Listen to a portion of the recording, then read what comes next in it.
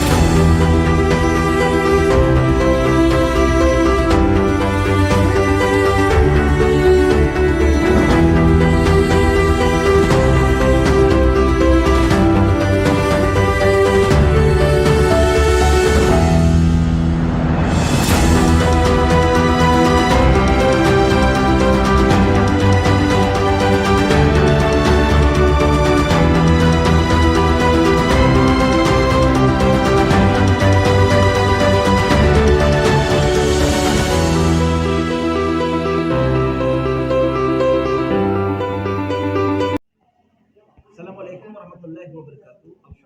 Alhamdulillahirabbil alamin wa bihi nasta'inu ala musabbabil asbabi. Afdalu al makhluqati wa nusalli Muhammad sallallahu alaihi wasallam. Alhamdulillah hari ini saya bersama dengan Peggy PAUD 3 dan alhamdulillah hari ini kami akan membahas berkaitan dengan ruang lingkup daripada ilmu fikih itu sendiri. Untuk lebih jelasnya saya akan mempersilakan kepada tim yang akan menjelaskan berkaitan dengan masalah fikih. Kita persilakan. Jadi tentang bagaimana tata cara kita beribadah sehari-hari. Fikih mempelajari tentang akidah yang berkaitan dengan iman, syariah berkaitan dengan Islam, dan akhlak yang berkaitan dengan ihsan. Ilmu fikih dalam Islam terbagi menjadi beberapa bagian tergantung hukum yang akan dibahas. Materi ilmu fikih terdiri dari fikih ibadah, fikih muamalah, fikih munakahat, fikih jinayah, fikih siasah, fikih waris, dan fikih adab dan akhlak. Dengan pembagian fikih ini membantu umat Islam untuk menjalankan aturan-aturan dalam kehidupan sehari-hari sesuai dengan syariat Islam. Kita menjelaskan tentang fikih ibadah. Untuk fikih ibadah itu adalah hubungan antara manusia dengan Tuhannya dalam segi peribadahan. Fikih ibadah meliputi rukun Islam. Yang pertama itu ada syahadat, yang kedua sholat, yang ketiga zakat, yang keempat puasa, yang kelima itu naik haji.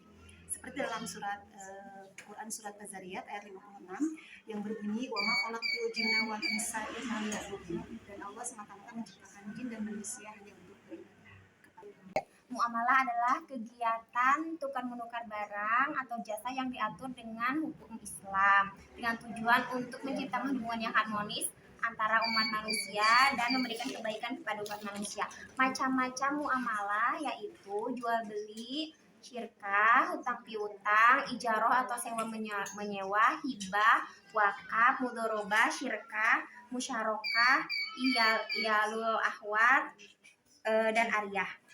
Fikih siasah atau yang disebut dengan fikih politik merupakan ilmu yang mempelajari tentang cara mengatur umat manusia dalam kehidupan yang bermaslahat dan menjauhkannya kepada hal-hal yang mudarat. Karena setiap peraturan atau wewenang yang pemerintah buat itu mengacu kepada syariat Islam, yaitu Al-Quran dan Al-Sunnah. Jinayah adalah hukum kajian Islam yang membahas tentang kriminalitas atau tindak pidana. Secara etimologi, jinayah berasal dari kata jana yang artinya dosa atau salah. Jinayah adalah hasil pemahaman dalil-dalil dari Al-Quran yang terperinci yang bersumber dari hadis dan Al-Quran. Jinayah ada 3 macam, yaitu 1 jiramul kisos, yang kedua jiramul had, yang ketiga jiramul taksir. Jinayah sangat dilarang oleh syariat karena dapat menimbulkan bahaya yang nyata bagi agama, jiwa, dan harta benda. Fikih awal syamsiah adalah merupakan suatu cabang ilmu Islam yang sangat berperan penting atau sentral. Fikih awal syamsiah ini menurut harfiah merupakan hukum-hukum pribadi, di mana hukum-hukum ini berkaitan dengan adanya hubungan individu dengan keluarga. Fikih awal syamsiah ini adalah ruang lingkupnya berupa banyak sekali, yaitu di antaranya perkawinan, pernikahan, waris, wasiat, ada juga dengan perceraian. Riba dalam konsep Islam adalah pengambilan keuntungan yang tidak adil dalam transaksi keuangan. Contohnya bunga bank yang tinggi, 2 keuntungan jual beli yang tidak adil. Riba itu ada 3 macam, 1 riba al-qard atau riba pinjaman, 2 riba al-bai atau riba jual beli, 3 riba al-masri atau riba judi. Hukum Islam riba itu tercantum dalam ayat Quran surat Al-Baqarah ayat 275 yang berbunyi, dan sesungguhnya riba itu telah diharamkan. Mudharabah. Adapun pengertian dari mudharabah adalah akad kerjasama yang disepakati oleh pemilik modal atau sahibul mal dengan pengelola. Adapun pelaksanaannya yaitu pemilik modal menyediakan dana dan pengelola usaha melaksanakan usaha atau bisnis. Adapun dasar hukum dari mudharabah tercantum dalam Quran surat Al-Mujamil ayat 20 dan fatwa dan regulasi fatwa MU nomor 7 dan regulasi perbankan syariah nomor 2 hiji. Adapun karakter dari mudharabah yaitu karakteristiknya berdasarkan kerjasama kepercayaan. Jenis-jenis mudharabah yaitu mudharabah mutalaqah dan mudharabah muqayyadah. Mutalaqah yaitu pemilik modal memberikan kesepakatan, memberi kebebasan untuk mengelola kepada pengelola usaha. Adapun dari mudharabah muqayyadah adalah disepakati, dibatasi usahanya oleh kesepakatan yang dimulai. Murabahah adalah jenis akad jual beli syariah dengan penambahan laba yang disepakati oleh antara penjual dan pembeli. Akad murabahah adalah suatu perjanjian antara penjual dan pembeli. Jenis murabahah ada 2, yaitu jenis tanpa pemesanan dan dengan pemesanan. Contohnya, seorang nasabah membeli rumah kepada bank, kemudian bank tersebut membeli rumah itu, kemudian rumah itu dijual kepada nasabah dengan harga yang lebih tinggi dengan kesepakatan antara penjual dan pembeli. Murabahah adalah suatu salah satu keuntungan yang menguntungkan. Syarat murabahah yaitu satu, harus ada penjual dan pembeli, harus ada produk yang dijual, harus ada harga, harus ada kesepakatan antara penjual dan pembeli. Syarat murabahah yaitu satu, penjual juga harus jujur, dua, harus kesepakatan antara penjual dan pembeli harus sesuai, terus terbebas dari unsur riba.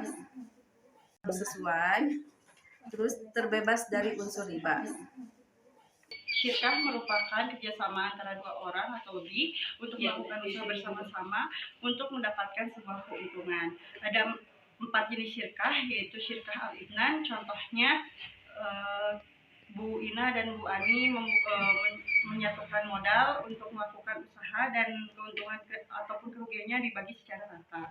Adapun syirkah al-adnan, contohnya yaitu seperti Abdul Somad dan Pak Abdul Hamid memiliki proyek pembangunan rumah, hasilnya mereka akan bagi walaupun ada keuntungan atau kerugian. Ada juga syirkah al-mufawadah, yaitu syirkah ini contohnya seperti ada satu perusahaan yang dapat dijalankan oleh satu orang saja dari kerjasama ini. Dan terakhir ada juga syirkah al-wujuh, yaitu contohnya seperti perusahaan A dan B melakukan kerjasama dengan perusahaan besar. Nah, perusahaan antara A dan B ini mewakili salah satu perusahaan itu untuk berinteraksi dengan perusahaan besar tersebut. Hukum syirkah ini boleh atau mubah asalkan menerapkan prinsip-prinsip syariah. Wadiyah di bahasa dapat diartikan sebagai meletakkan sesuatu pada orang lain untuk dipelihara dan dijaga. Dari aspek teknis wadiyah, wadiyah sebagai titipan murni dari satu pihak ke pihak lain, baik individu maupun badan hukum, yang harus dan dikembalikan kepada kapan saja ke si milik yang dikehendakinya. Dalam Islam, wadiyah dibagi menjadi dua macam, yaitu wadiyah yad amanah dan wadiyah yad domanah. Tentang mazhab-mazhab yang diakui oleh ilmu fikih, di antaranya ada 4 mazhab. Yang pertama mazhab Hanafi, didirikan oleh Abu Hanifah di kota Kufah pada masa Bani Umayyah. Yang kedua mazhab Maliki, didirikan oleh Imam Maliki bin Anas yang beraktivitas di Madinah. Yang ketiga mazhab Syafi'i yang didirikan oleh Imam Syafi'i yang beraktivitas di Baghdad dan Mesir. Dan yang keempat adalah mazhab Hambali yang didirikan oleh Imam Ahmad bin Hambal yang beraktivitas di Baghdad. Keempat mazhab tersebut diakui adalah fikih besar yang banyak diikuti oleh umat Islam dan valid untuk kita ikuti.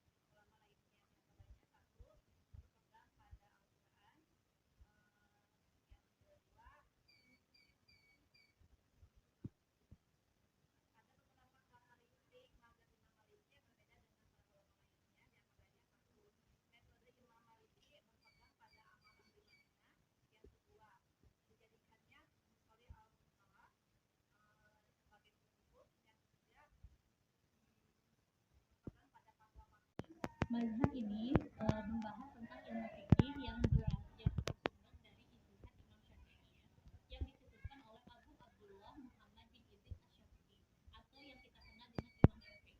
Beliau lahir pada tahun 767 Masehi di Gaza. Beliau merupakan seorang Hasyimi yang masih berkaitan dengan